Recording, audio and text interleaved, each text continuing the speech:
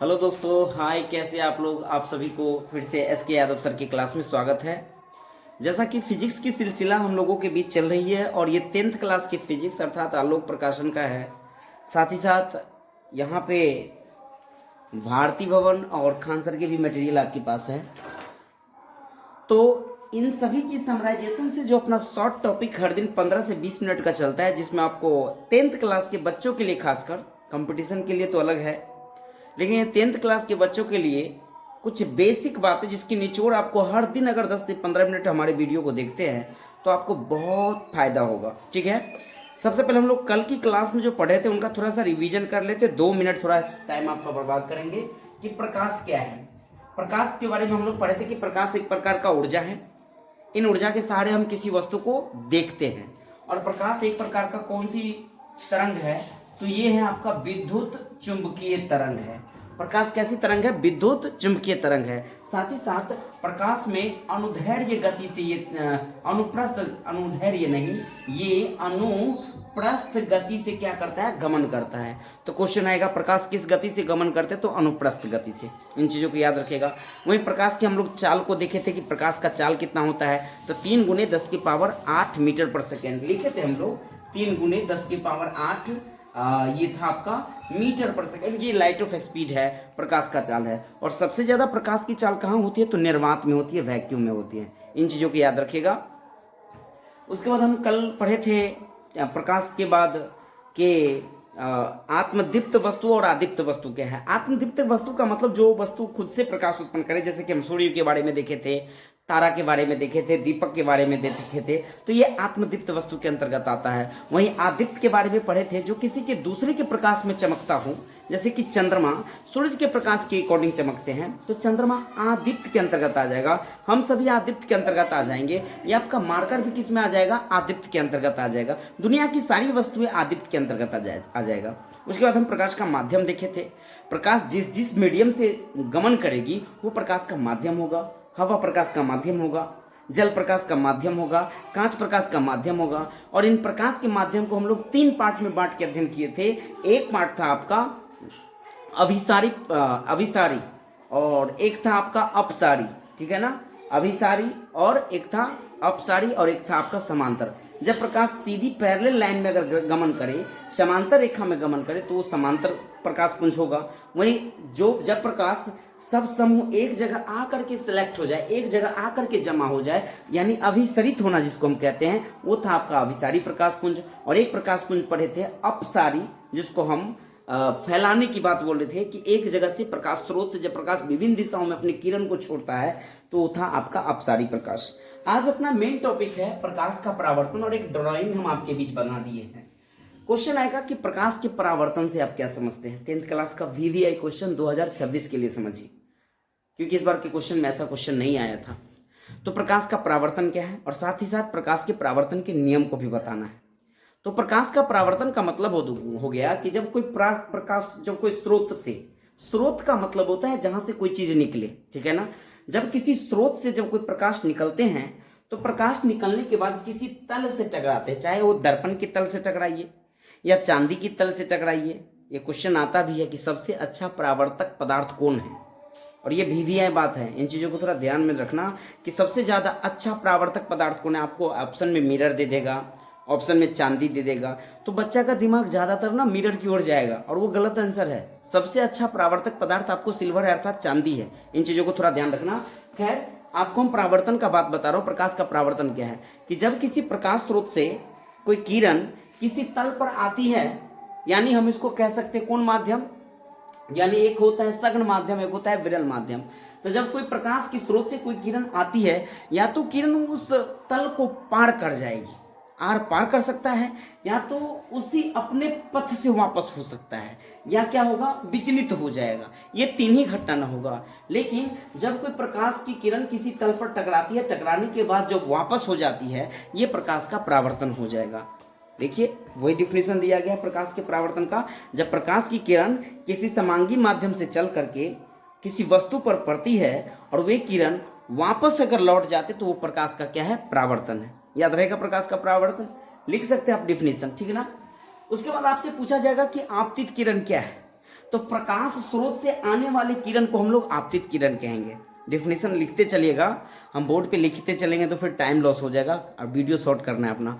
तो आपतित किरण का डेफिनेशन क्या लिखोगे? आपतित किरण एरो का साइन दो, लिखना कि जब प्रकाश स्रोत से आने वाली किरण को हम लोग आपतित किरण कहते हैं। और आपसे आपतित किरण के बाद पूछ देगा परावर्तित किरण क्या है।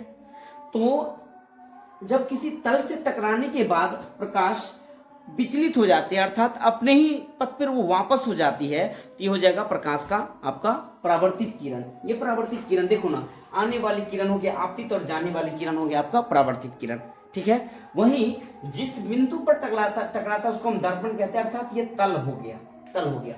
और आपतित किरण और परावर्तित किरण क्या करता है, ये बीचों बीच एक अभिलंब है, ध्यान रखने का। ये भी क्वेश्चन आपसे पूछ देता कि अभिलंब क्या है, तो आपतित किरण और परावर्तित किरण के बीच स्थित जो किरण है वो आपका अभिलंब है। हालांकि अभिलंब को कोण की दृष्टि से याद करना पड़ेगा। तो आपतित किरण और अभिलंब के बीच बनने वाला कोण को हम लोग आपतन कोण कहते हैं। आपसे पूछा जाएगा आपतन कोण क्या है, तो आप जवाब देना कि आपतित किरण और अभिलंब के बीच बनने वाले कोण को आपतन कोण कहते हैं। वहीं परावर्तित किरण और अभिलंब के बीच बनने वाले कोण को परावर्तन कोण कहेंगे। आपतन कोण को हम लोग आई से इंडिकेट करते हैं, वहीं परावर्तन कोण को आर से इंडिकेट करते हैं। ये था प्रकाश का परावर्तन।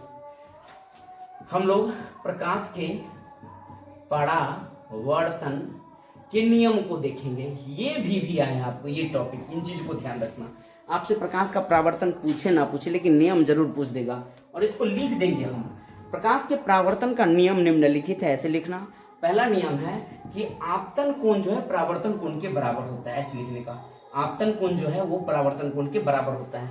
आप भाषा में लिखना, ये तो मैं आपका आई बराबर आर कर दिया, आप लिखना आपतन कोण बराबर परावर्तन कोण। आपतन कोण क्या है बता दिया हूं, आपतित किरण और अभिलंब के बीच बनने वाले कोण को आपतन कोण कहते हैं।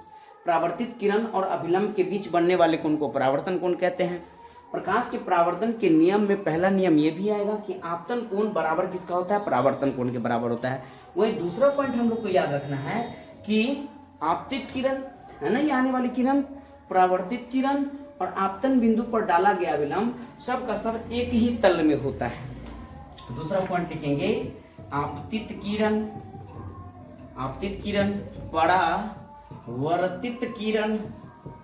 परावर्तित किरण तथा आपतन बिंदु पर, ऐसे करके लिखना पड़ेगा। जानबूझ के हम लिख रहा हूं क्योंकि आपका ये VVI क्वेश्चन है। आपतन बिंदु पर डाला गया अभिलंब तीनों एक ही तल में होता है, एक ही तल में होता है। ये जानबूझ के आपको मैं बार बार लिख के बताऊं क्योंकि क्वेश्चन पूछेगा आपसे, ठीक है ना। पहला नंबर याद रखना कि आपतन कोण किसके बराबर होता है, परावर्तन कोण के। दूसरा नियम क्या है, आपतित किरण तथा परावर्तित किरण तथा आपतन बिंदु, आपतित किरण परावर्तित किरण तथा आपतन बिंदु पर डाला गया अभिलंब तीनों का तीनों एक ही तल में होता है। ये दो नियम होता है प्रकाश के परावर्तन का। और प्रकाश के परावर्तन से आपको 2-3 क्वेश्चन भी पूछेगा। देखिए कैसा क्वेश्चन पूछेगा, समझिए। अगर मान लीजिए कह देगा कि मान लीजिए कि अगर ये मान लीजिए आपतित किरण है और ये आपका परावर्तित किरण है और बीचे बीच ये लंब डाल दिए हैं। अगर आपतित किरण में अगर ये कोण आपको मान लीजिए 40 डिग्री दे दिया है, यानी कोण आई का मान कितना दे दिया अपना 40 डिग्री, और आपसे पूछ देगा कि परावर्तन कोण कितना होगा, तो हम लोग चूंकि जानते हैं, यहाँ पर लिख देना आप प्रकाश के, फास्ट में लिखता हूँ, प्रकाश के परावर्तन के नियम से। प्रकाश के परावर्तन के नियम क्या है, कोण आई बराबर क्या है, कोण आर। जब आपको कोण आई का मान दिया है 40 डिग्री, तो कोण आर का मान भी कितना आ जाएगा, 40 डिग्री आ जाएगा। या आपसे क्वेश्चन उल्टा करके दे दे कि अगर मान लीजिए कोण आर का मान 50 डिग्री है तो कोण आई का मान क्या होगा, तो चूंकि कोण आर किसके बराबर है, कोण आई के, जब कोण आर आपको 50 डिग्री है तो कोण आई भी कितना हो जाएगा 50 डिग्री। अगर आपतन कोण दिया 50 तो परावर्तन कोण भी 50। आपतित अगर परावर्तन कोण दिया 30 तो आपतन कोण हो गया 30। दोनों कोण आपस में क्या होता है, बराबर होता है, इक्वल बात सिर्फ समझ जाइए। लेकिन एक क्वेश्चन आपको फंसा देगा। कैसे फंसाएगा सर, जैसे कह देगा कि मान लीजिए क्वेश्चन में, ये न्यूमेरिकल टाइप का, ये ऑब्जेक्टिव में कहीं पूछ दे तो थोड़ा ध्यान में रखने का। जैसे देखिए कह देगा आपतित किरण, ये आपतित किरण है तथा तल, मैं तल लगा के इस बार बोल रहा हूँ गौर से, आपतित किरण तथा तल के बीच बनने वाला कोण अगर 50 डिग्री है तो आपसे पूछेगा परावर्तन कोण का मान ज्ञात कीजिए। यानी ये एंगल आपको 50 डिग्री दिया है, इसके बीच आप लंब डाल दीजिए और आपको ये एंगल पूछ रहा है, आर का मान क्या होगा, कैसे निकालेंगे, व्हाट दे दिए। अगर मान लीजिए आपतित किरण, ये तो आने वाली किरण है और ये जाने वाली किरण है, आपतित किरण और तल के बीच आपको 50 डिग्री है, तो आपको परावर्तन कोण का मान निकालना है। सीधा बात समझिए, बेसिक बात। ये अपना दर्पण है ना, ये आने वाली किरण है और ये जाने वाली किरण है, और बीच में क्या है, ये अभिलंब। ये अभिलंब क्या करता है, ये अभिलंब, क्योंकि किसी भी तल में अगर ऐसे बनाओगे तो 180 डिग्री होता है, कितना, 180 डिग्री। लेकिन जब इसके बीचे बीच डिवाइड कर दीजिएगा तो ये टोटल हो जाएगा 90, ये भी कितना हो जाएगा, 90। इसका मतलब यहां से लेकर के यहां तक आपका मान कितना दे दिया है, आपको 90 दे दिया है। यहां मन में सोचो, लिखेंगे चूंकि कोण 50 डिग्री और प्लस कोण आई, ये वाला मान आई है ना, कोण 50 डिग्री, ये वाला कोण, अगर इस सवाल को हम सोल्यूशन करें तो, और कोण आई का मान कितना हो जाएगा आपको, 90 डिग्री। क्यों होगा 90, क्योंकि इसको दो बराबर भाग में कटता है, तो कोण आई बराबर कितना हो जाएगा, 90 माइनस 50 बराबर 40।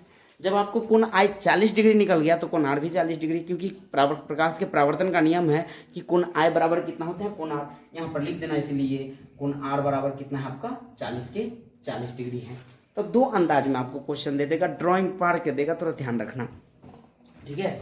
एक दो न्यूमेरिकल और करा दिया जैसे, देखो अगर मान लीजिए ये अपना तल है, अगर मान लो इस बार हम इसके पीछे बीच अभिलंब है, अगर ये कोण हम मान लीजिए कि 70 डिग्री दे दिए, 70 डिग्री दे दिए, तो आपसे पूछ लेंगे ये आने वाली किरण है या जाने वाली किरण है, ये अभिलंब है, अभिलंब है। अगर यहाँ पे हम मान लीजिए कोण आई का मान पूछ देंगे तो कैसे निकालोगे, आप सीधा याद रखना, लिखना, चूंकि कोण 70 और प्लस कोण आर, ये कोण 70 ये कोण आर, दोनों मिला के कितना डिग्री होगा, 90 डिग्री।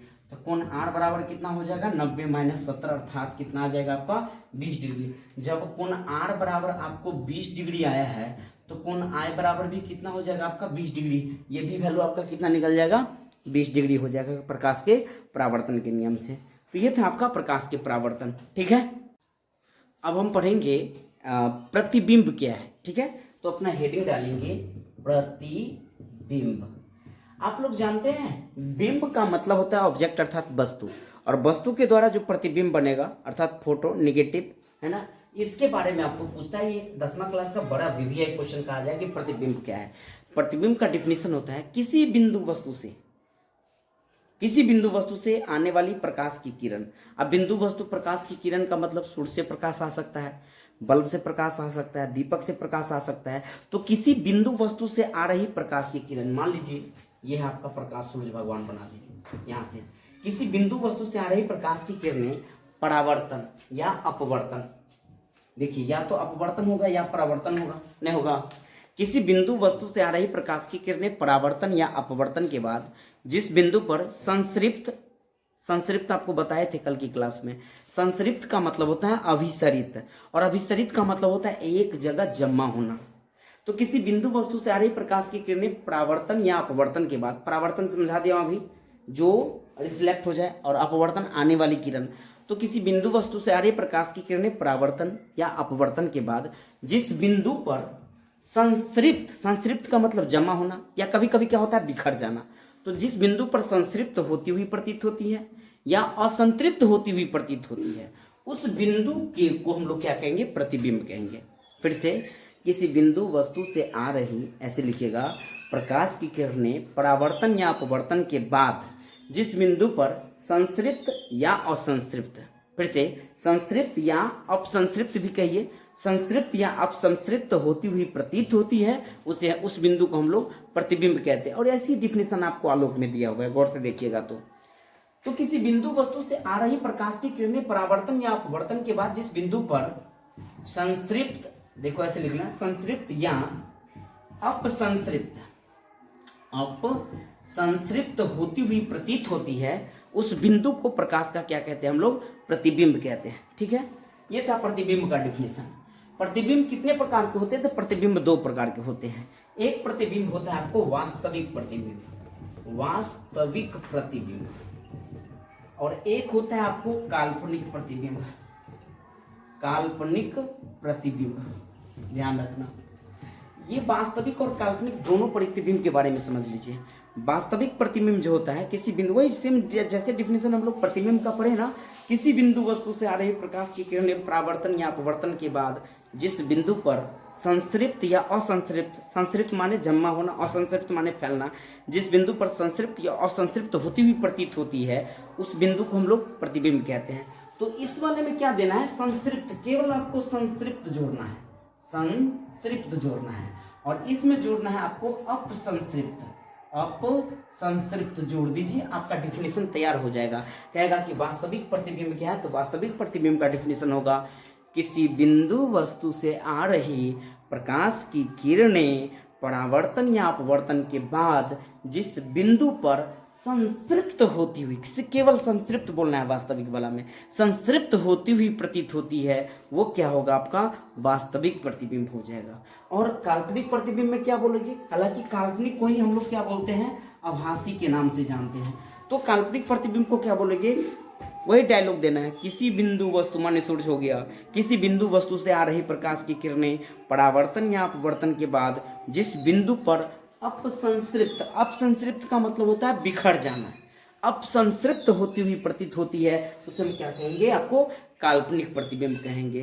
तो वास्तविक प्रतिबिंब और काल्पनिक प्रतिबिंब आप डेफिनेशन आराम से मेरा टोन सुन सुन के रोक रोक करके लिख लेना, ठीक है। नेक्स्ट क्वेश्चन आपका हो जाएगा, एग्जाम में पूछता है आपसे कि वास्तविक प्रतिबिंब और काल्पनिक प्रतिबिंब में अंतर स्पष्ट कीजिए। अब हम लोग देख रहे हैं अंतर। सबसे पहले तो आप लोग क्वेश्चन लिखिए कि वास्तविक प्रतिबिंब और काल्पनिक प्रतिबिंब में अंतर स्पष्ट करें, या काल्पनिक का ही दूसरा नाम हम आभासी प्रतिबिंब देंगे। क्वेश्चन लिखिए, वास्तविक प्रतिबिंब तथा आभासी प्रतिबिंब में अंतर स्पष्ट करें। क्वेश्चन आप लोग लिख दिए, ऐसा ड्राइंग पा लीजिएगा, एक तरफ लिखिएगा वास्तविक प्रतिबिंब और एक तरफ लिखिएगा आप आभासी प्रतिबिंब, ऐसे करके, ठीक है ना। अब इसमें पहला पॉइंट में लिखना आप वास्तविक प्रतिबिंब को किसको कहते हैं, तो यहां लिखना यह वास्तविक कटान से बनती है, वास्तविक कटान से बनती है। तो पहला पॉइंट में लिखना है वास्तविक प्रतिबिंब वास्तविक कटान से बनती है। काल्पनिक प्रतिबिंब में क्या लिखोगे, यह काल्पनिक कटान से बनती है, काल्पनिक कटान से बनती है, ठीक है ना। वास्तविक प्रतिबिंब वास्तविक कटान से बनती है और काल्पनिक प्रतिबिंब काल्पनिक कटान से बनती है। वहीं दूसरा पॉइंट आपको क्या लिखना पड़ेगा, इसे पर्दे पर प्राप्त किया जा सकता है, इसे पर्दा पर प्राप्त किया जा सकता है, किया जा सकता है, इसको पर्दा पर प्राप्त नहीं किया जा सकता है।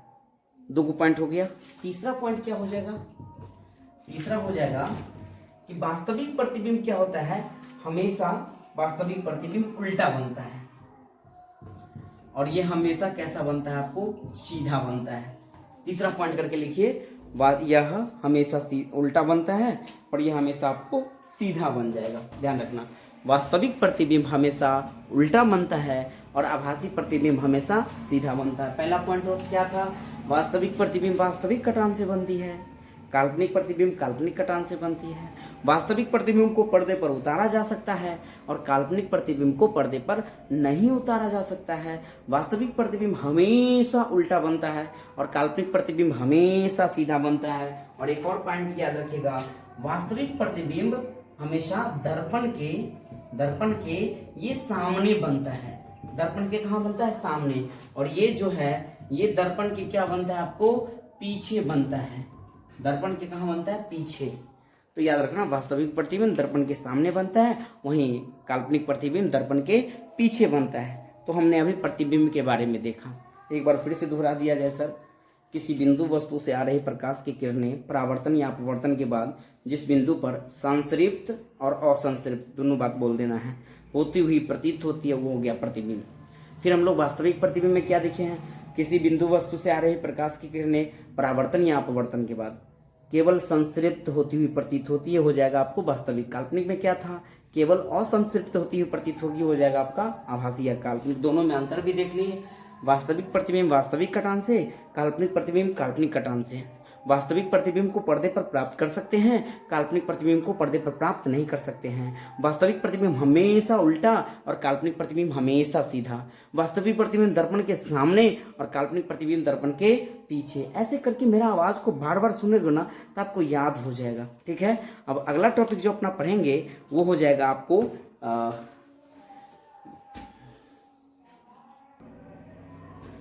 अब हम प्रतिबिंब का क्या पढ़ेंगे, ये है ना प्रतिबिंब, ये प्रतिबिंब का हम विपरिवर्तन और पासार्व विपरिवर्तन क्या होता है उसकी घटना को देखेंगे। अभी मूल रूप से हम लोग प्रतिबिंब का क्या क्या देखे हैं, प्रतिबिंब क्या है, कितने प्रकार के होते हैं, प्रतिबिंब के बारे में यही अध्ययन किए थे। अब प्रतिबिंब का विपरिवर्तन क्या है और पासार्व विपरिवर्तन क्या है, इनको देखिए। सबसे पहले विपरिवर्तन, किसका विपरिवर्तन कर रहे हैं, प्रतिबिंब का। और पासार्व विपरिवर्तन, पासार्व का मतलब होता है साइड। सीधे समझो, पासार्व पृष्ठीय क्षेत्रफल हम लोग पढ़ते हैं ना बेलन में, संपूर्ण पृष्ठीय क्षेत्रफल पासार्व, पासार्व का मतलब साइड साइड का बात होता है। तो प्रतिबिंब के विपरिवर्तन क्या, सीधे समझो प्रतिबिंब का उल्टा विपरिवर्तन होगा। और मैं एक मार्कर से आपको समझाता हूं। जैसे ये प्रतिबिंब है ना, इसका प्रतिबिंब का विपरिवर्तन क्या होगा, ये प्रतिबिंब का विपरिवर्तन की घटना हो गई। अभी देखो ढक्कन ऊपर है ना, ढक्कन ऊपर है ना, सीधा घूम के कहाँ हो जाएगा, नीचा हो जाएगा। लेकिन इसके लिए आपको एक टॉपिक समझना पड़ेगा, जैसे कि यहीं पर हम समझा देते हैं। ये वाला लाइन जो होता है, ये वाला लाइन आपको और ये वाला लाइन, दोनों में क्या अंतर है, ये आपका है हॉरिजेंटल है, ये आपका वर्टिकल। हॉरिजेंटल लाइन को हम लोग क्षैतिज अक्ष बोलते हैं, क्या बोलते हैं, क्षैतिज। और वर्टिकल लाइन को उदाग्र बोलते हैं। क्षैतिज क्या, देखो ये क्षैतिज हो गया, ये लाइन मेरा हाथ जो है ना क्षैतिज, ये हो जाएगा वर्टिकल, नीचा ऊपर हो गया आपका वर्टिकल हो जाएगा, ऊपर से नीचे आ जाए तो वर्टिकल है, ये क्या है, क्षैतिज है। तो क्षैतिज और उदाग्र में मत समझिएगा अंतर। उदाग्र का ये मतलब सीधा ऊपर से नीचा, क्षैतिज का मतलब सीधा ऐसे फैला हुआ, ये क्षैतिज है, ये हो गया आपका उदाग्र हो गया है। ठीक है, समझिए हमको प्रतिबिंब का विपरिवर्तन देखना है और पासार्व विपरिवर्तन देखना है। विपरिवर्तन में सीधा हमने उल्टा कर दिया। घटना क्या है, वैसी घटना, ऐसे लिखना है, थोड़ा हम आपको लिखने के चक्कर में हम इस पे लिख दिए ताकि आप लिख लीजिएगा, क्योंकि बहुत सारा बात होता है जो मुंह से बोल देंगे आपको समझ में नहीं आएगा। जब नोट कर लीजिएगा ना तो आपको अच्छा लगेगा। वैसी घटना जिसमें वस्तु का प्रतिबिंब क्या होता है, क्षैतिज अक्ष पर क्या होता है, 180 डिग्री घूमता है। किस अक्ष पर घुमाना, यह है ना क्षैतिज, देखो ना अभी बताए थे ना, यह है क्षैतिज सीधा। तो क्षैतिज अक्ष पर क्या होता है, 180 डिग्री घूमता है। 180 डिग्री घूमने के चक्कर में वस्तु जो है ना, वस्तु का ऊपर वाला पार्ट चला गया नीचे, और नीचे वाला पार्ट जो पहले नीचा था ना, नीचा वाला पार्ट चला गया ऊपर। यही घटना है प्रकाश का विपरिवर्तन, प्रतिबिंब का विपरिवर्तन। फिर से प्रतिबिंब के विपरिवर्तन को समझो। प्रतिबिंब के विपरिवर्तन में वैसी घटना जो क्षैतिज अक्ष पर, वैसी घटना जो किसी वस्तु के क्षैतिज अक्ष पर क्या होता है, क्षैतिज अक्ष पर 180 डिग्री से घूम जाता है। देखो ना, क्षैतिज अक्ष पर प्रतिबिंब क्या होता है, 180 डिग्री से घूम जाता है। जिसके चक्कर में नीचा वाला पार्ट चल गया ऊपर और ऊपर वाला पार्ट चल गया नीचा, नीचा वाला पार्ट चल गया ऊपर और ऊपर जो था ना ये वाला पार्ट, ये चला गया नीचा। यही घटना है प्रकाश का विपरिवर्तन। सीधे समझो, प्रकाश के विपरिवर्तन में 3 शब्द याद रखो। एक है आपका क्षैतिज, क्षैतिज। दूसरा नंबर कितने से घूमता है, 180 से। और तीसरा पॉइंट, नीचा के पार्ट ऊपर और ऊपर के पार्ट नीचा, या ऊपर के पार्ट नीचा, नीचा के पार्ट ऊपर, दोनों में से जो कहीं लिख दीजिए पहले, कोई दिक्कत नहीं, अपने शब्द में लिखो, अपने भाषा में लिखो। यही घटना है प्रकाश का विपरिवर्तन। अब हम प्रकाश के प्रतिबिंब का विपरिवर्तन, अब हम प्रतिबिंब के पासार्व विपरिवर्तन को देखेंगे। पासार्व विपरिवर्तन का मतलब होता है कि वैसी घटना जिसमें उदाग्र अक्ष पर किसी वस्तु के उदाग्र माने देखो ये वर्टिकल, ऊपर से नीचा को वर्टिकल कहते हैं। तो उदाग्र अक्ष पर प्रतिबिंब का क्या होता है, कितने डिग्री पर घूमता है, 180 डिग्री पर। आई के चक्कर में वस्तु के बाएं वाला भाग दाएं चल जाता है और दाएं वाला भाग बाएं चल जाता है। वस्तु के जब प्रतिबिंब बनाते हैं ना, तो वस्तु का प्रतिबिंब में जब देखते हैं तो वस्तु के दायां वाला भाग बायां दिखता है प्रतिबिंब में, और दायां वाला भाग कहाँ दिखने लगता है, बायां। ये पासार्व विपरिवर्तन। और मैं आपके सामने खड़ा हूं ना तो पासार्व विपरिवर्तन के ये वाला आंख मेरा जो है ना, मेरे लिए दायां पर है, आपको लगता होगा बायां, लेकिन सही देखो, मेरा ये दायां हाथ में दायां हाथ से लिखता हूँ ना, तो मेरे लिए दायां, लेकिन आपकी नजर में जब देखिएगा, आप मेरे मुंह को देखते होंगे तो आपको बायां नजर आता होगा। ये मेरा बायां आंख है, देखो ना, ये बायां आंख है, ये आपको दायां नजर आएगा। तो यहाँ पर जो प्रतिबिंब की कौन घटना हो रही है, यहाँ पे प्रतिबिंब की यानी पासार्व विपरिवर्तन की घटना हो रही है। विपरिवर्तन नहीं है, विवर्तन परिवर्तन कब होता है, जब हम नीचे चल जाते हैं, टंगड़ी हमारा ऊपर चला तो ये वी परिवर्तन होता। सीधे समझो, वी परिवर्तन में ऊपर नीचा, वी परिवर्तन में ऊपर नीचा, और पासार वी परिवर्तन बाएं के भाग दाएं, दाएं के भाग बाएं। इतना बात याद रख लो। तो हमने अभी देखा प्रतिबिंब क्या है, किसी बिंदु वस्तु से आ रहे प्रकाश की किरणें परावर्तन या अपवर्तन के बाद जिस बिंदु पर कटती है या कटती हुई प्रतीत होती है, ऐसे भी लिख सकते हो, संतृप्त होती है या संतृप्त असंतृप्त अपसंतृप्त होती प्रतीत होती है, यह घटना प्रतिबिंब है। फिर हम वास्तविक प्रतिबिंब कितने प्रकार का, 2 प्रकार का बताया, एक है आपका वास्तविक, एक है आपका काल्पनिक। वास्तविक प्रतिबिंब में बताए हैं कि किसी बिंदु वस्तु से आ रही प्रकाश की किरणें परावर्तन या अपवर्तन के बाद जिस बिंदु पर संतृप्त, काली संतृप्त होती हुई प्रतीत होती है, वो आपका हो जाएगा वास्तविक। काल्पनिक यानी आभासी प्रतिबिंब का क्या देखें, किसी बिंदु वस्तु से आ रही प्रकाश की किरणें परावर्तन या अपवर्तन के बाद जिस बिंदु पर असंतृप्त या अपसंतृप्त होती हुई प्रतीत होती है, हो जाएगा आपका काल्पनिक या आभासी प्रतिबिंब। दोनों में अंतर भी देखिए, 4 पॉइंट अंतर आपको बताएं। वास्तविक प्रतिबिंब वास्तविक कटान से बनती है, काल्पनिक प्रतिबिंब काल्पनिक कटान से बनती है। वास्तविक प्रतिबिंब को पर्दे पर उतारा जा सकता है, आभासी प्रतिबिंब को पर्दे पर नहीं उतारा जा सकता है। वास्तविक प्रतिबिंब उल्टा बनता है, आभासी प्रतिबिंब सीधा बनता है। वास्तविक प्रतिबिंब दर्पण के सामने बनता है, आभासी प्रतिबिंब दर्पण के पीछे बनता है। ऐसे करके कोड करके याद करो तो याद हो जाएगा।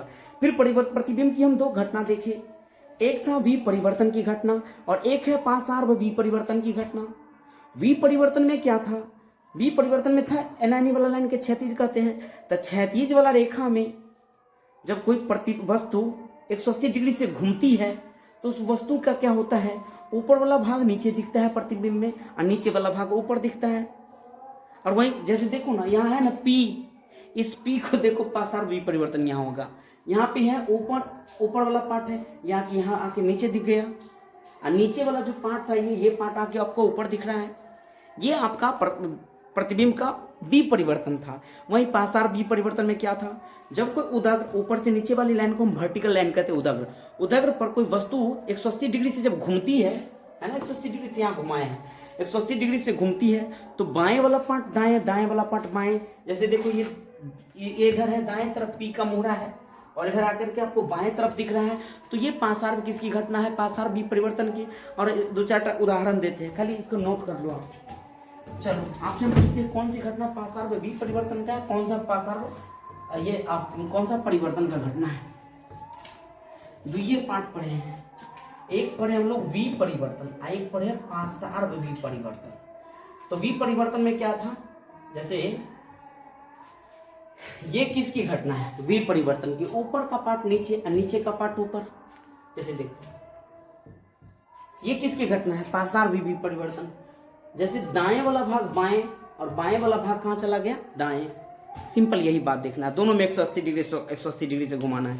इसमें हम लोग घुमाए थे क्षैतिज से और यहाँ घुमाए हम लोग उदाग्र से। ठीक है, तो आज अपना क्लास हम यहीं पर एंड करते हैं और अगला जो टॉपिक अपना चलेगा वो अब पढ़ेंगे हम लोग दर्पण के बारे में। अगला एपिसोड जो आपका आएगा वो दर्पण अर्थात मिरर के बारे में, कि समतल दर्पण क्या है, अवतल दर्पण क्या है, उत्तल दर्पण क्या है, सारे दर्पण की कहानी आपको सुनाया जाएगा। गोलीय दर्पण क्या है, मेन एपिसोड आपका दर्पण का रहेगा। ठीक है, कैसा लग रहा है मेरा प्रयास जरूर कमेंट करके बताइएगा। अगर अच्छा लगेगा तो हम A to Z 10th class के बच्चों के लिए खासकर बोल रहा हूँ, A to Z टॉपिक आपको हम अच्छे से ख़त्म कर देंगे। और ये कंपटीशन लेवल की तो क्या ही कहा जाए, अगर इतना धीरे धीरे कंपटीशन में जाएगा तो ये बैलगाड़ी कभी नहीं निकलेगा। कंपटीशन में बाबू आग बगल होना होता है, उनके लिए थोड़ा सा एकदम फास्ट में, ये तो 2 सेकंड की बात थी कंपटीशन वाले बच्चों के लिए।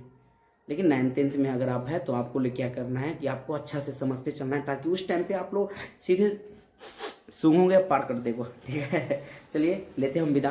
कैसा लगा मेरा ये वीडियो जरूर कमेंट करके बताइएगा। तब तक के लिए जय हिंद, जय भारत।